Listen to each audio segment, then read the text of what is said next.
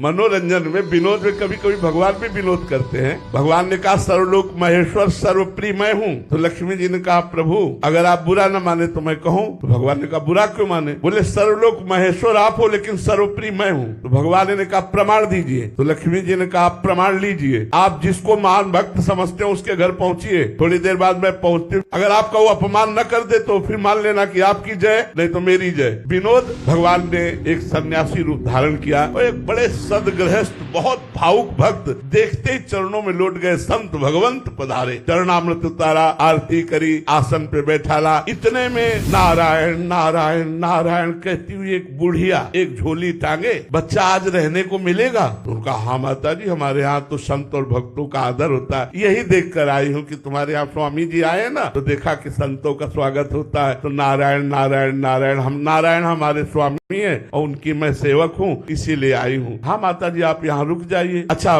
भिक्षा की तैयारी हो रही माता जी, स्वामी जी की भी भिक्षा होगी आप। तो स्वामी जी ने अपना नारियल का खप्पर निकाला क्योंकि सन्यासी के अनुसार धर्म व्यतीत करना। माता जी ने कहा बेटा तुम अपने बर्तन मत लाना, हम बर्तन अपने रखती हैं। सोने की थाल, सोने की कटोरी, गिलास और चांदी की चम्मच और ये देख के आश्चर्य भगत हुआ और 56 भोग की तरह वो पूरे फैला दिए पात्र। उनका माता जी आप तो वृद्ध हो। नहीं बच्चा मैं अपने पात्रों में पाती हूँ। बड़ा आश्चर्य माना, प्रसाद पवाया गया। लाओ माता जी पात्र धो दें फिर आपके पास। बेटा एक बार जिन पात्रों में पाती हम दोबारा लेती नहीं, आप ले जाओ। अरे जय हो माता जी की, जय हो माता जी की। अच्छा बेटा चलती है? बोले नहीं माता जी आप तो महीना 15 दिन रुको। बोले बेटा जिसके यहाँ सन्यासी रुकते हैं उसके यहाँ मैं रात्रि ठहरती नहीं। बोले स्वामी जी हो गया, आप उठाओ कमंडल अपना। भूत भी महाराज जी कैसे कैटेगरी के भूत होते हैं हमारे?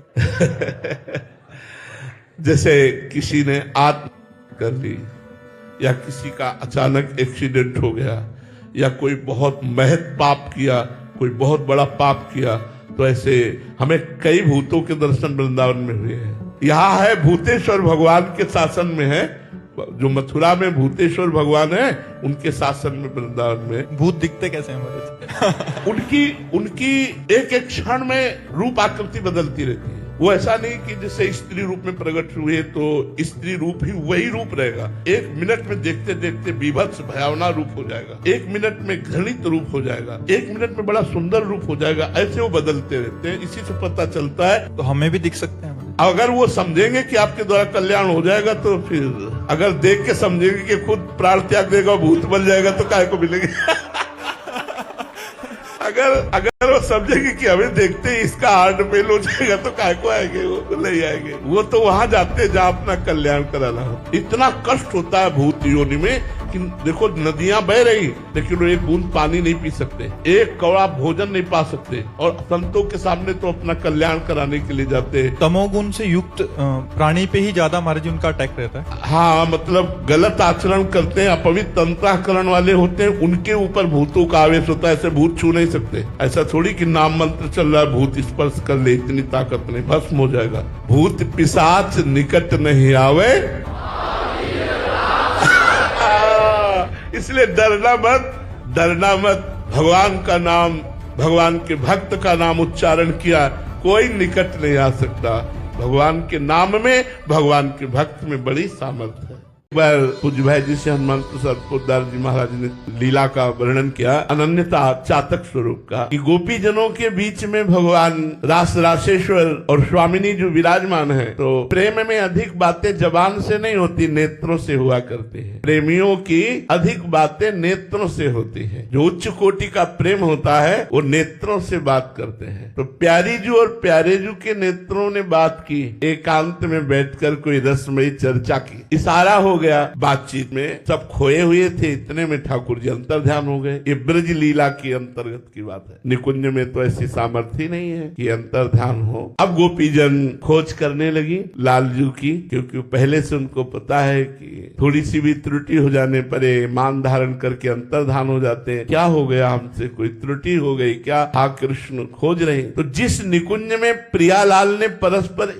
इशारा किया था वहां बैठकर रस, अब हम भगवान के मार्ग में चल रहे तो हमसे गलती हो सकती है। काम की, क्रोध की, लोभ की, मोह की हमसे गलती हो सकती है, क्योंकि मायाकृत शरीर है और काम क्रीड़ा से ही हमारा प्रादुर्भाव हुआ है। हम संकल्प से नहीं पैदा हुए, हम काम क्रीड़ा से पैदा हुए। तो हमारे अंदर काम के परमाणु हैं, उनको मिटाने के लिए हम साधना कर रहे हैं, पर हमसे चूक हो सकती है। ऐसा नहीं कि चूक नहीं हो सकती है।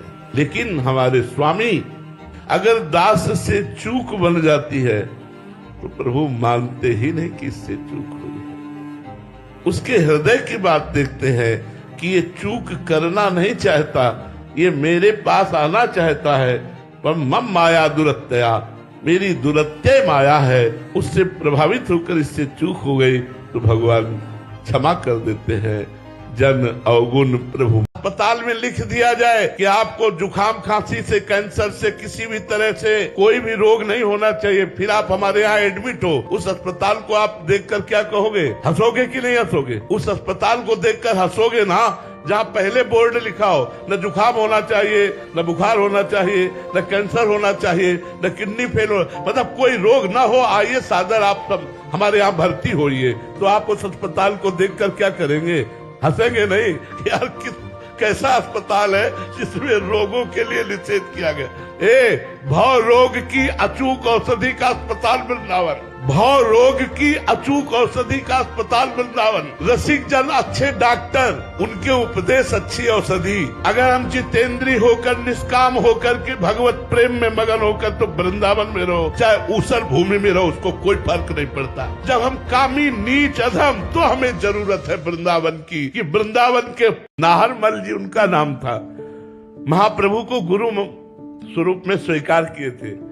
महाप्रभु श्री जी की रसोई के लिए अपने पीताम्बर में वृंदावन की सूखी लकड़ियों को बिन रहे थे श्री जी की रसोई करने। तो आए, उन्होंने कहा, गुरुदेव आप लकड़ियां क्यों बिनते हो?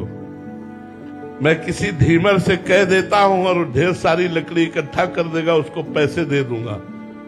उन्होंने देखा, उन्होंने कहा, श्री जी की सेवा को धीमर से, अगर वो ये कहते कि गुरुदेव आप बिराजो, मैं लकड़ी बिन देता हूं, तो बहुत जोर की बात हो जाती। तो उन्होंने कहा, श्री जी की सेवा संतों की अहेतु की कृपा से मुझे मिली है, और उस सेवा को तुम वृंदावन में रजोगुण लेकर के आते हो, जाओ मैं तुम्हारा त्याग करता हूं।